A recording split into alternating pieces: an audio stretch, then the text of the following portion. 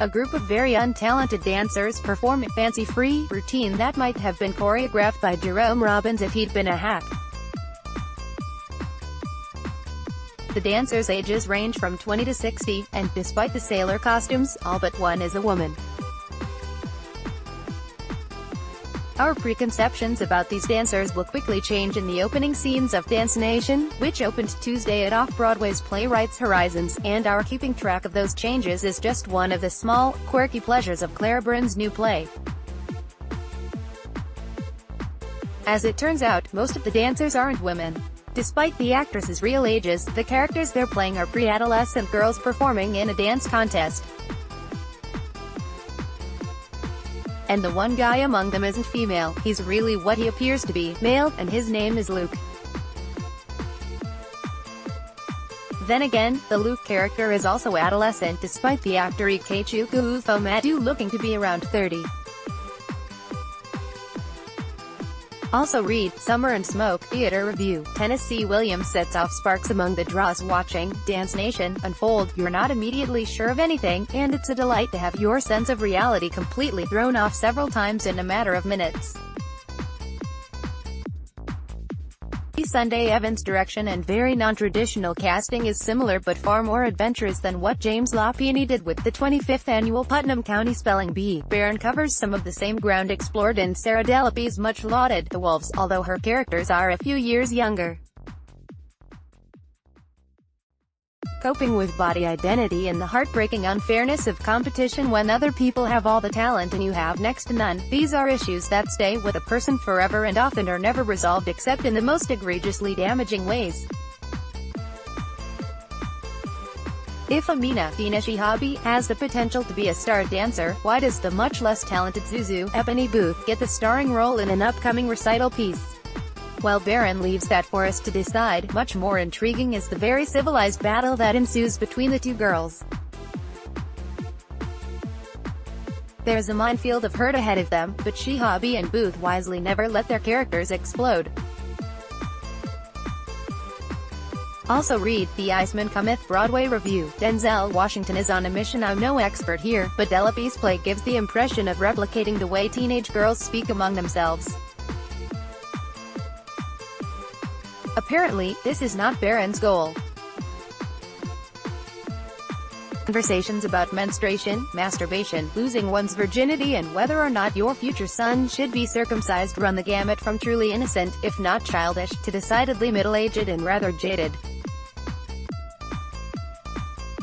The characters do a lot of fantasizing about what their lives might be like once they leave the hellhole of adolescence and adulthood begins.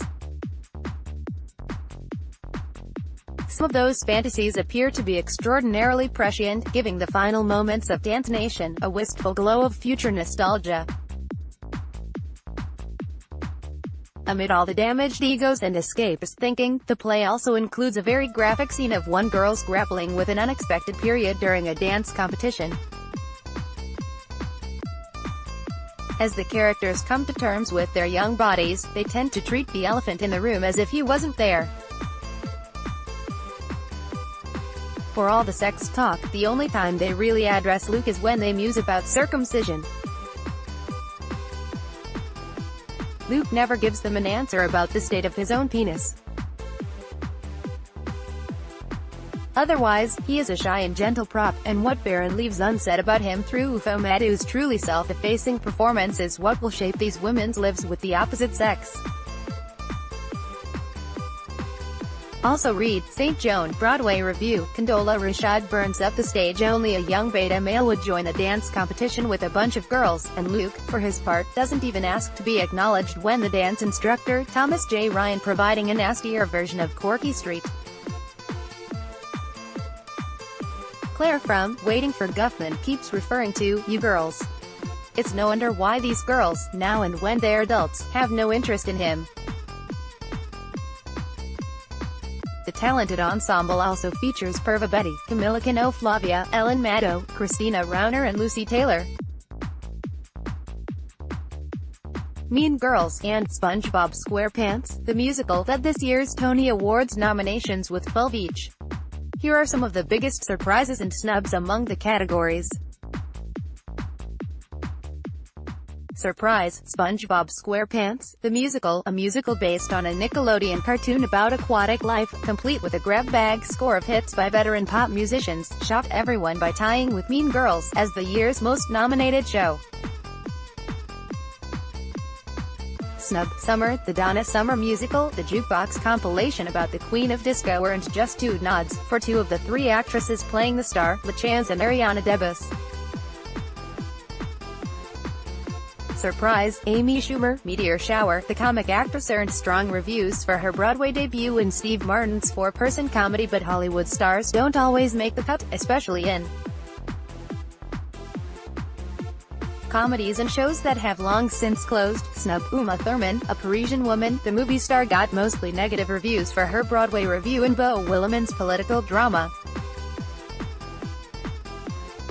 Surprise! Latin History for Dummies. John Leguizamo's one-man comedic tour of Latin history scored a surprise nod in the Best Play category, over more traditional choices.